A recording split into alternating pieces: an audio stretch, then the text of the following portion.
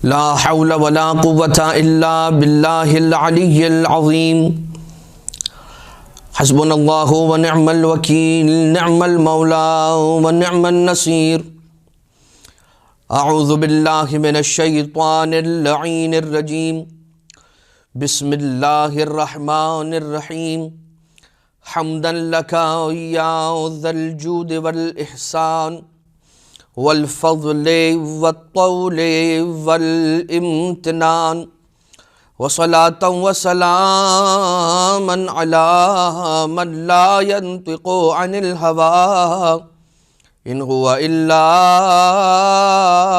وحي يوحى حبيب قلوبنا وشفيع ذنوبنا وطبيب نفوسنا مولانا ومولى الثقلين جد الحسن والحسين أبي القاسم المصطفى محمد اللهم صل على محمد وآل محمد وعلى آله الذين أذهب الله عنهم الرجس وطهرهم تطهيرا اللهم صل على محمد وآل محمد لا سيما على الإمام المنتظر والحجة الثاني عشر واللعنة الدائمة الباقية على أعدائهم ومنكري فضائلهم وغاصبي حقوقهم من الأزل إلى قيام يوم الدين أما بعد فقد قال الله سبحانه وتعالى في محكم كتابه ومتقن خطابه وقوله الحق وهو أصدق القائلين بسم الله الرحمن الرحيم يا أيها الذين آمنوا اجتنبوا كثيرا من الظن إن بعض الظن إثم مومنین اور مومنات، سلسلہ دروس میں ایک اور درس کے ساتھ حاضر خدمت ہیں۔ پروردگار عالم نے اس کائنات کے اندر بہت سارے انسان، بہت ساری نعمتوں کو خلق کیا۔ ان نعمتوں کے اندر پروردگار عالم کی مخلوقات ذوی الروح، غیر ذوی الروح یعنی روح رکھنے والے، روح نہ رکھنے والے، پروردگار عالم نے طرح طرح کی نعمتوں کو، طرح طرح کی خلقتوں کو خلق فرمایا۔ ان میں سے ایک خلقت انسان، اس ایک انسان کے اندر بھی پروردگار عالم نے الگ الگ مزاج رکھنے والے لوگوں کو خلق فرمایا۔ کوئی تند مزاج ہے، تیز مزاج ہے، کسی کا مزاج ایسا ہے کہ جلد غصے میں آ جانے والا ہے، کسی کا مزاج ایسا ہے کہ اتنا کم غضبناک ہوتا ہے کہ جہاں پر غضبناک ہونا ہے وہاں پر بھی ٹھنڈا رہتا ہے۔ کچھ ایسے افراد ہیں کہ کسی کی بات کو سن کر اگنور کرنا، کچھ افراد ایسے ہیں کہ اتنی زیادہ نکتہ چینی کے ساتھ اور گہرائی میں جا کر سننا کہ چھوٹی چھوٹی باتوں پر الفاظ تک کو پکڑ کر بحث کرنا، مباحثہ کرنا، ضد کرنا اور جھگڑا کرنا۔ کچھ ایسے افراد ہیں کہ جو بات میں سے پازیٹیوٹی کو لیتے ہیں۔ کچھ ایسے افراد ہیں کہ جو ساری کی ساری پوری بات سنیں گے، ایک گھنٹے کی مجلس سنیں گے اور ان میں سے وہ چیزیں نکال کر جدا کر دیں گے کہ جن میں سے نیگیٹیوٹی بیان کرنے کے قابل ہو، یعنی وہ بات کہ جس بات کو نیگیٹیولی لیا جا رہا ہے اس کو پازیٹیولی بھی لیا جا سکتا تھا، لیکن پھر بھی اس کا مثبت رخ نہیں بلکہ اس کا منفی رخ لیا جاتا ہے۔ اور نیگیٹیوٹی کی اپروچ، جس کو ہم انگلش کے اندر کہتے ہیں، ایک اپروچ آپٹیمسٹک ہے اور ایک اپروچ پیسمسٹک ہے۔ تو کچھ افراد ہوتے ہیں جو آپٹیمسٹک ہوتے ہیں اور کچھ افراد ہوتے ہیں جو پیسمسٹک ہوتے ہیں۔ اب اس کے اندر یہ جو فرق ہے، یہ جو اتنی زیادہ ڈسکریمنیشن کہہ لیجیے یا ڈائمنشنز کہہ لیجیے، یہ جو ڈسٹریبیوشن ہے انسان کی خلقت کے اندر، یہ پروردگار عالم کی خلقت کے جلووں میں سے ایک جلوہ ہے۔ اگر یہ اختلاف انسانوں کے اندر ہے تو یہ اختلاف قابل مذمت نہیں ہے، یہ بات یاد رہے۔ اللہ کی خلقت ہے، اس مزاج کا بھی انسان پایا جاتا ہے تو اس مزاج کا بھی انسان پایا جاتا ہے۔ انسان ہمیشہ کسی بھی شے میں سے، کسی بھی چیز میں سے اگر اس کی اچھائی کو لے لے گا، برائی کو چھوڑ دے گا، یعنی برائی کو چھوڑ دے گا کا مطلب کیا ہے؟ اگر وہ اپنی کسی کوشش سے اس کو ٹھیک کر سکتا ہے اور شریعت کی طرف سے اس کو ٹھیک کرنے کا حکم بھی دیا گیا ہے کہ تم کرو، اور کچھ چیزیں ایسی ہیں کہ جو غلط ہو رہی ہیں تو کہا جاتا ہے کہ ان کو ٹالریٹ کرو، برداشت کرو، اور جو ہو رہا ہے اس کو ہونے دو۔ کچھ ایسی چیزیں ہوتی ہیں۔ اب اگر کوئی ایسی چیز ہے کہ جس کے اندر شریعت میں ہے کہ حکم دیا گیا ہے کہ اس کو ٹھیک کرنے کی کوشش کرو تو اس کو کوشش کو انجام دینا چاہیے. لیکن اگر کبھی ایسا ہے کہ انسان نیگیٹو کرنے والے کو چھوڑ دیتا ہے تو اس میں اس کی اپنی زندگی آسان ہو جاتی ہے. میں یہاں پر آج کے حد تک جو ہمارے درس کا موضوع ہے وہ موضوع ہے بدگمانی، سوء ظن، اور کسی کے لیے بھی دل میں کینہ رکھ لینا. کینہ بغض کو کہتے ہیں، نفرت کو کہتے ہیں، نیگیٹیوٹی کو کہتے ہیں. اس کی بہت ساری وجوہات ہو سکتی ہیں. وجوہات میں سے ایک وجہ بچے کی تربیت، بلکہ تربیت سے پہلے کچھ مزاج ایسے ہوتے ہیں کہ جن مزاجوں کے اندر یہ منفی سوچ اور نیگیٹیوٹی اور کینہ رکھ لینا یہ موجود ہوتا ہے. جیسے کہ کچھ حیوان ہیں، ان حیوانوں کی صفت ہے کہ وہ کینہ پرور ہوتے ہیں، وہ کینہ رکھ لیتے ہیں. اگر آپ نے اسے ٹھوکر ماری وہ یاد رکھ لے گا، وہ اپنے ذہن میں رکھے گا، جہاں اسے موقع ملے گا وہ انتقام لے لے گا. کچھ ایسے جانور، کچھ ایسے حیوان پروردگار عالم نے خلق کیے کہ جن کی یہ صفت ہے. تو اگر کسی کی یہ بلٹ ان کوالٹی ہے، کسی کے اندر یہ بائی ڈیفالٹ اس کی خلقت کے اندر، اس کے مزاج کے اندر یہ پیرو دی گئی ہے، اس کے نیچر کے اندر، اس کے مزاج کے اندر ہے، تو پھر یہ ایک اور بات ہے کہ وہ لے کے ہی یہ چیز آیا ہے. لیکن کبھی کبھار ٹھیک ٹھاک انسان بھی نیگیٹیوٹی، سوء ظن، بدگمانی کی طرف آن پڑتا ہے. وجہ کیا ہوتی ہے؟ اپنے ساتھ بچپن میں اتنی ناانصافی دیکھتا ہے. کبھی کلاس میں اس کے ساتھ ناانصافی ہوتی ہے، کبھی اس نے پوری محنت کی ہوتی ہے لیکن حوصلہ افزائی کہیں سے نہیں ملتی. پوری جان لگا کے اس نے اپنا پیپر انجام دیا ہوتا ہے، اس نے اپنا پیپر اٹیمپٹ کیا ہوتا ہے، لیکن اگر اس کے کچھ نمبر کم آ جاتے ہیں تو جن کی پوزیشن آتی ہے انہیں تو عزت ملتی ہے، انہیں پذیرائی ملتی ہے، انہیں بلند مقام دیا جاتا ہے، لیکن جو محنت کر کے آیا ہے اور پیچھے رہ گیا ہے اسے نہیں دیکھا جاتا. اس کی چھوٹی سی مثال یہ کہ این ممکن ہے کہ جو فرسٹ، سیکنڈ، تھرڈ پوزیشن میں آیا ہے اس نے اتنی محنت نہ کی ہو، محنت اس نے کی ہو زیادہ ان ساروں کے مقابلے میں کہ جس کی پوزیشن نہیں آئی، لیکن پذیرائی اسے نہیں ملی. یا فیورزم، ذات کی وجہ سے، رنگ کی وجہ سے، نسل کی وجہ سے، مسلک کی وجہ سے، مذہب کی وجہ سے، اگر کوئی ایسا وقت گزرا ہے کہ اس کو ڈسکریمنیشن کا سامنا ہوا ہے اور اس کے ساتھ ناانصافی ہوتی رہی ہے تو اس میں ہوگا.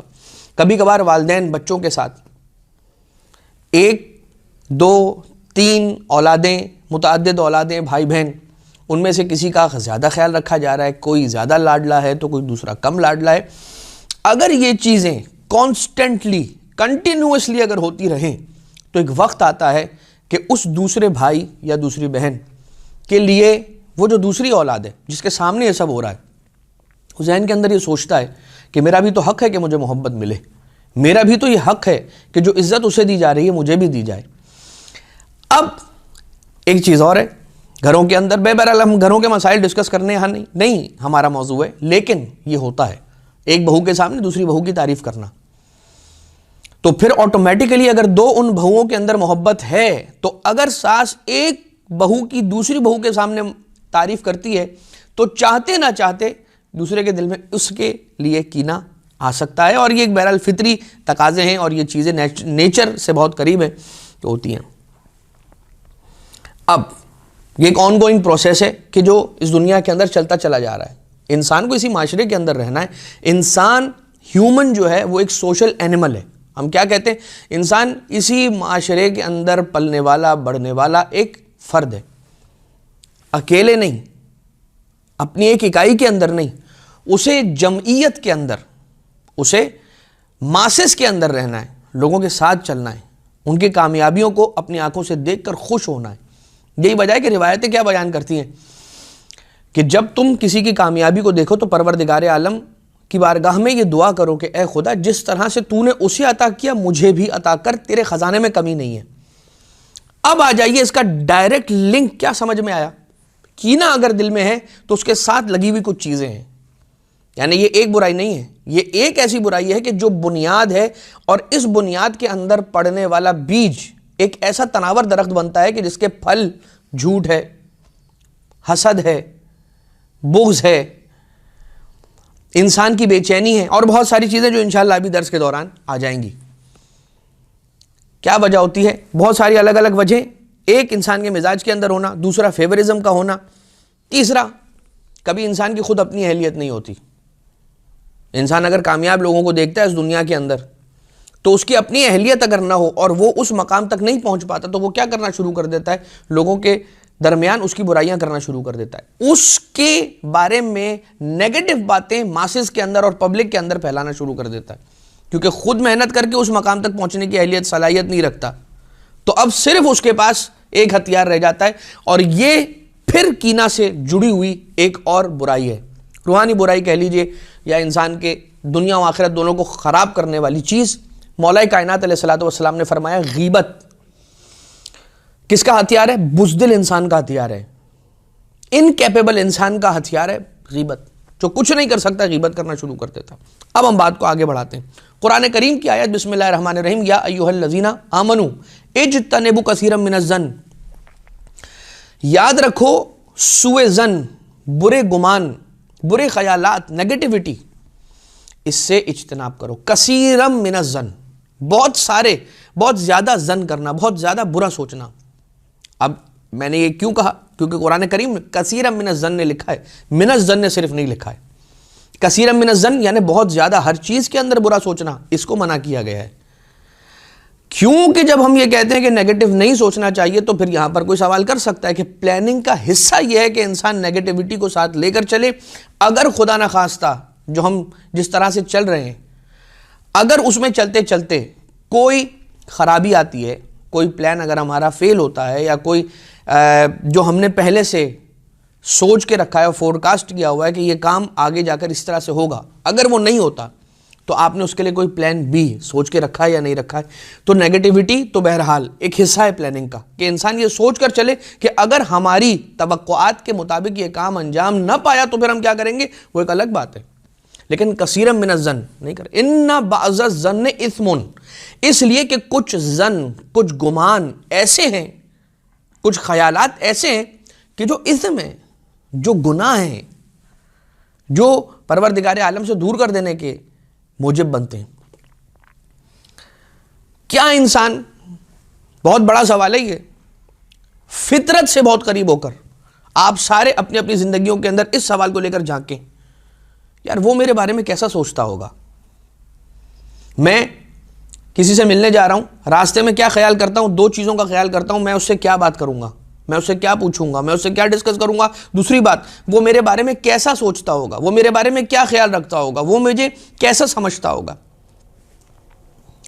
امام معصوم علیہ السلام کا اس کے اعتبار سے جواب، اگر تم یہ جاننا چاہتے ہو کہ تمہارا مومن بھائی تمہارے بارے میں کیا سمجھتا ہے، کیا سوچتا ہے، کیا خیال رکھتا ہے، تو تم اپنے دل میں جھانک کر یہ دیکھو کہ تم اس کے لیے کیا رکھتے ہو، اپنے دل میں کیا سوچتے ہو، تم اسے کیا منزل دیتے ہو اپنے دل کے اندر. اگر تم نے اس کے بارے میں اچھے خیالات رکھے ہیں، نیک تمنائیں رکھی ہیں، تو پھر یاد رکھنا وہ بھی تمہارے بارے میں ایسا ہی سوچتا ہوگا. اس کا مطلب یہ ہوا کہ اگر یہ سب کہا جا رہا ہے نا کہ بھائی نیگیٹیوٹی کو چھوڑو، پازیٹیوٹی کی طرف آؤ، تو اس کا تعلق عقل سے ہے، اس کا تعلق ارادے سے ہے، اور انسان کے ارادے میں اتنی طاقت ہے. یہی وجہ ہے کہ ہمیں کچھ حدیث قدسی ایسے ملتے ہیں کہ جن کے اندر یہ جملہ ہے کہ اچھا سوچا کرو، اس لیے کہ اگر تم اچھا سوچو گے تو پروردگار عالم تمہیں اچھا عنایت کرے گا. اگر تم نے برا سوچا تو جو تم نے سوچا ہے وہ تمہارے سامنے آئے گا. بہت ساری ایسی روایتیں ملتی ہیں کہ جن میں ملتا ہے کہ اگر انسان نے اپنے ذہن کے اندر یہاں پر فطور بھر رکھا ہے تو اس کے سامنے فطور آئے گا. یعنی میں اس کو اور ریفائن کر کے آپ کی خدمت میں عرض کروں کہ اگر انسان نے پروردگار عالم کو سخی سمجھا ہے تو وہ سخی بن کر دکھائے گا. اگر انسان نے پروردگار عالم کو قدیر سمجھا ہے تو وہ صاحب قدرت والا ہے، یہ دکھلائے گا، تمہیں ثابت کر دے گا. کینہ اور بغض کی بڑی مثالیں ہمارے پاس. وہ کینہ تھا کہ جس نے حضرت یوسف علیہ السلام کو حضرت یعقوب کی آغوش سے لے کر اپنے بھائیوں کے ہاتھوں کنویں کی گہرائیوں کے نام کر دیا. حضرت یوسف علیہ السلام، دوسرے بھائی دیکھ رہے ہیں. یہ اور بات ہے حضرت یعقوب علیہ السلام نے کوئی غلط نہیں کیا. اگر حضرت یوسف علیہ السلام کو پیار دے رہے ہیں، محبت دے رہے ہیں، اپنی گود میں بٹھا رہے ہیں، انہیں کھلا رہے ہیں، اب یہاں پر ہم یہ نہ کہیں سوچیں، کوئی یہ سوال نہ کرے کہ حضرت یعقوب کی غلطی تھی. نہیں، حضرت یعقوب علیہ السلام، یہ جو ہم یہاں پر درس کا جو عنوان ہے کہ کینہ، مطلب کیا ہے کہ کوئی ایسا خیال کسی کے لیے دل میں آنے ہی نہ دو. اگر کوئی کسی سے زیادہ پیار کر رہا ہے تو وہ تلاش کرو، وہ حوالہ تلاش کرو، وہ ربط تلاش کرو کہ جس ربط کی وجہ سے اس پر زیادہ محبت نچھاور ہو رہی ہے، اور وہ ربط حضرت یوسف علیہ السلام کے کیس میں پروردگار عالم کا ان کا چنا ہوا ہونا تھا کہ اللہ نے حضرت یوسف علیہ السلام کو چن لیا تھا اپنی نبوت کے لیے، زمین پر خلیفۃ الارض، خلیفۃ فی الارض بنا کر بھیجا تھا۔ وہ نبی تھے حضرت یوسف علیہ السلام، تو آسمان سے نازل ہونے والا نور، پروردگار عالم کی کے منظور نظر ہونا، حضرت یعقوب علیہ السلام جانتے ہیں حضرت یوسف علیہ السلام کے بارے میں، جس کی وجہ سے انہیں محبت دی جا رہی۔ آ جائیے مزید، جناب حمزہ، جنگ بدر میں جو کچھ ہوا، جنگ بدر ایک ایسا تاریخ اسلام کا ٹرموائل ہے، مائل سٹون ہے، ایک ایسا واقعہ ہے تاریخ اسلام کا کہ جس کے آفٹر ایفیکٹس آج تک نظر آتے ہیں۔ آج تک جنگ بدر میں جو کچھ ہوا اس کے آفٹر ایفیکٹس آج ٹل ڈیٹ اس کے آفٹر ایفیکٹس نظر آتے ہیں۔ بہرحال ہم اس زمانے کی بات کرتے ہیں۔ جنگ بدر میں کچھ ایسا ہوا کہ جناب حمزہ کی شہادت جنگ احد میں ہو گئی۔ جناب حمزہ کا بہت سارے لوگوں کو قتل کرنا، بہت سارے لوگوں کو واصل جہنم کرنا، اور اس کینے کی وجہ سے جناب حمزہ علیہ السلام کے ساتھ یہ ظلم ہوا۔ وہ کینہ تھا کہ جو پل رہا تھا ایک باطل کے دل میں، اور اس نے وہ سارے کے سارے مقدمات طے کیے کہ جس کی وجہ سے جنگ احد کے اندر جناب حمزہ علیہ السلام کی شہادت ہوئی۔ ان پر پشت کی جانب سے وار کیا گیا اور وہ نیزہ انہیں جا کر لگا، جس کی وجہ سے وہ شہید ہوئے۔ ان کی شہادت کے بعد ان کے سینے کو چاک کیا گیا اور ان کے جگر کو نکالا گیا اور اس کو چبانے کی کوشش کی گئی۔ یہ کہاں، یعنی آپ ذرا سوچیں کہ کسی کو قتل کر دینا کتنی بڑی بات ہوتی ہے، اس کا سوچنا کتنی بڑی بات ہوتی ہے۔ انسان کہتا ہے بھائی انسان کینہ رکھتا ہے، نفرت رکھتا ہے بہت سارے لوگوں سے، لیکن یہ نہیں کرتا کہ قتل کر دے۔ بہت مشکل ہوتا ہے کسی کے بارے میں یہ سوچ لینا کہ میں اس کے بارے میں کینہ رکھتا ہوں، بغض رکھتا ہوں، نفرت کرتا ہوں، اس سے قتل بھی کر دوں۔ قتل کیا، قتل کرنے کے بعد حکم دیا کہ سینہ چاک، جناب حمزہ کا سینہ چاک کیا گیا، کلیجے کو نکالا گیا اور اس کے بعد چبانے کی کوشش کی گئی۔ اب ذرا سوچئے کینہ اور بغض کا لیول اور اس کی شدت کیا ہوگی۔ یہ جناب حمزہ کے ساتھ۔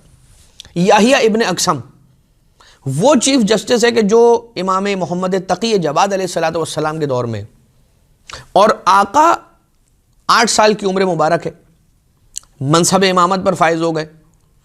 مامون کا دور ہے، مامون نے جو فیصلہ کیا اپنی بیٹی سے عقد کرنے کا، امام تقی جواد علیہ السلام کا، تو مامون نے یہ فیصلہ کیا کہ یہ میرا فیصلہ تو ہے، میں جانتا ہوں کہ میں شکار پر جا رہا تھا، اور وہ جو سارا واقعہ کہ پوچھا کہ تو نے جگہ کیوں نہ دی، تو امام تقی علیہ السلام کا جواب کہ تیرے گزر جانے کے لیے جگہ بہت زیادہ تھی، میرے ہٹنے کی احتیاج نہیں تھی، ضرورت نہیں تھی کہ میں تیرے راستے کو چھوڑ دوں۔ اور دوسری بات، میں نے کوئی گناہ کیا نہیں، میں نے کوئی غلط کام کیا نہیں جس کی سزا کا مجھے خوف ہوتا کہ میں جگہ چھوڑ دوں۔ اور تیسری بات، یا تو پھر یہ مان لے کہ تو ظالم ہے، اور ظالم تو بیجا بغیر کسی سبب کے اور بغیر کسی علت کے لوگوں پر بیجا ظلم کیا کرتا ہے۔ اگر تو ظالم ہے ہاں تو پھر میں راستہ چھوڑ دیتا ہوں۔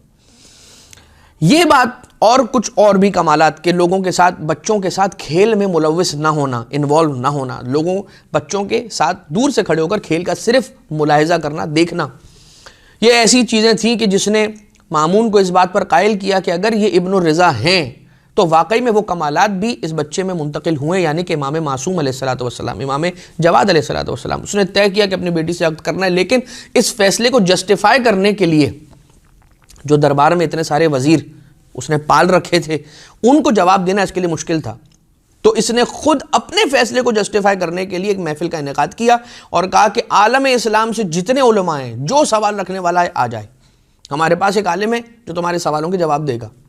اور امام تقی علیہ السلام جواب دے رہے ہیں، جب لوگوں کے جوابات یہاں تک کہ سوالات بھی جو دل میں پوشیدہ تھے بتلا دیے، تیرا سوال یہ، اس کا جواب یہ۔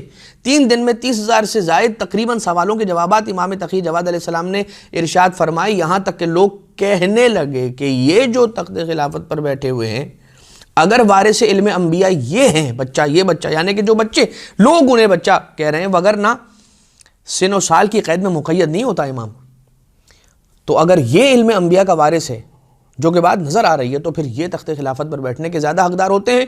اور اس محفل کو برخاست کرنے کے لیے یحییٰ ابن اقسم کو بلایا گیا۔ مامون نے کہا کہ میرے ہاتھوں سے بات باہر نکل رہی ہے، تم آ جاؤ سچویشن کو سنبھالنے کے لیے تاکہ ہم اس محفل کو ختم کریں۔ یحییٰ ابن اقسم نے آ کر جو کیا، انتہائی نامناسب رویے اور نامناسب انداز میں امام علیہ السلام سے کلام کرنا اور وہ سارا کچھ، مگر امام کا حلم اور بردباری کے ساتھ جواب دینا۔ کتنے ایسے واقعات ہیں اور مثالیں ہیں اور شاہد مثالیں تاریخ کے اندر کہ آنے والے نے امام حسن مجتبیٰ علیہ السلام کے ساتھ کیسا مدینہ منورہ کی گلی کے اندر وہ جو جملے تھے، کیا جملے تھے، اور امام کا جواب کیا تھا؟ تو بھوکا ہے تو تجھے کھانا کھلائیں، بے چھت ہے بے گھر ہے تو تجھے چھت عنایت کریں، بے لباس ہے تو تجھے لباس دیں، اگر تشنا ہے تو تجھے سیراب کریں۔ اب یہاں پر یحییٰ ابن اقسم کو جب جوابات ملے ہیں، میں ان جوابات کو ریپیٹ نہیں کرنا چاہ رہا، سوال کیا امام نے، اس کا جواب ان کے پاس نہیں تھا یحییٰ ابن اقسم کے پاس۔ پھر امام علیہ السلام نے جو اس کا سوال تھا اس کا جواب دیا، پھر امام نے سوال کیا، اس کا جواب نہیں تھا، وہ فبہت الذی کفر، مبہوت ہو کر رہ گیا، سائلنس، اٹر سائلنس ہو گئی۔ لیکن وہ امام علیہ السلام کو تو زیر نہیں کر پایا، بلکہ امام کا علم اور اجاگر ہو کے سامنے آ گیا، مگر ایک کینہ تھا کہ جو اس کے دل کے اندر بیٹھ گیا۔ یہی وجہ بنی یحییٰ ابن اقسم نے امام علیہ السلام کی اس زوجہ کے جن کا ام الفضل بھی روایتوں میں نام ملتا ہے کہ جو مامون کی دختر تھی، مامون کی بیٹی تھی، کہ امام کی نافرمان زوجہ تھی، امام علیہ السلام کی بات نہ ماننے والی، امام علیہ السلام کی شان میں گستاخیاں کرنے والی، اس سے کہہ کر امام علیہ السلام کو پھر آخر میں زہر دلوایا، اور ایسے بہت سارے واقعات۔ لیکن عزیزان محترم، امام علیہ السلام، یہ تو آپ نے امام جواد علیہ السلام کی مثال سنی، یحییٰ ابن اقسم ہو گیا، نبی خدا کی۔ ایک رسول حضور اکرم صلی اللہ علیہ وآلہ وسلم کا ایک دشمن ہے، غالباً شیبہ نام ملتا اس کا، اور جنگ بدر ہی کا یہ واقعہ کہ اس کے والد جو ہیں وہ اس کے اندر مارے گئے، اور اسی کے خاندان کے 8 اور افراد جوان، وہ ایسے جوان پہلوان، شجاعت رکھنے والے، شجیع جوان کہ جو علم بردار بننے کے قابل تھے، ایسے 8 افراد اس کے خاندان کے قتل ہوئے بدر میں۔ اب وہ کینہ تو تھا، رسول کو قتل کرنے کے ارادے سے، رسول کو شہید کرنے کے ارادے سے کئی ایک مرتبہ ایسا ہوا کہ اس نے کوششیں کی، مگر رسول اکرم صلی اللہ علیہ وآلہ وسلم کو نقصان نہیں پہنچا پایا۔ وہ یہ کہتا تھا کہ کائنات میں کوئی ایسا نہیں ہے کہ جن سے میں محمد مصطفیٰ صلی اللہ علیہ وآلہ وسلم سے زیادہ نفرت کرتا ہوں، کائنات میں اگر کوئی ایک ایسا ہے کہ جس کے لیے سب سے زیادہ میرے دل میں کینہ ہے تو وہ محمد مصطفیٰ ہیں صلی اللہ علیہ وآلہ وسلم۔ یہاں تک کہ فتح مکہ ہوئی، پھر فتح مکہ کے بعد اس کے لیے اور مشکل ہو گیا انتقام لینا، وہ کینہ ابھی بھی دل کے اندر بے قرار ہو رہا تھا، اور رسول کو نقصان پہنچانے کے پلاٹس بن رہے تھے، یہاں تک کہ رسالت مآب فتح مکہ کے بعد حنین کے لیے نکلے، اور اس کے بعد وہاں پر جب لوگ رسول کو چھوڑ کے جانے لگے اور رسول تقریباً تنہا رہ گئے، 2 افراد تھے، ایک رسول کے دائیں جانب ایک رسول کے بائیں جانب، جو رسول کی حفاظت کر رہے تھے، ورنہ رسول تنہا تھے۔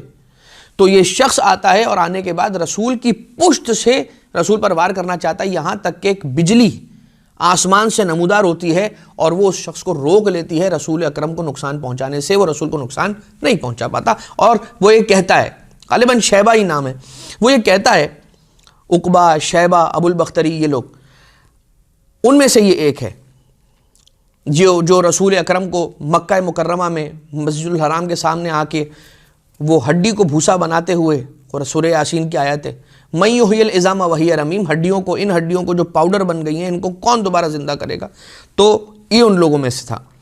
جب اس نے دیکھا سمجھ گیا کہ محمد کا خدا محمد مصطفیٰ کو بچانا چاہتا ہے صلی اللہ علیہ وآلہ وسلم، یہاں تک کہ رسالت مآب اپنا چہرہ اس کی جانب کرتے ہیں، اور مڑ کر اس کو دیکھا، اس کے سینے پر ہاتھ رکھا، اور اس کے سینے پر ہاتھ رکھنے کے بعد رسالت مآب نے اس کے حق میں دعا فرمائی، اور یہ دعا کی کہ پروردگار عالم تیرے دل سے اس شیطان کو نکال باہر کرے کہ جس نے تجھے اب تک بے چین کر کے رکھا ہے۔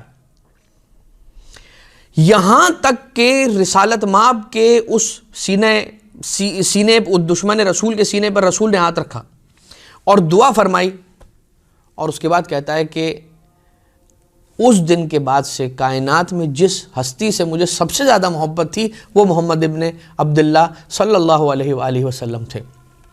کہ پروردگار عالم ہے، یہ کیا چیز ہے؟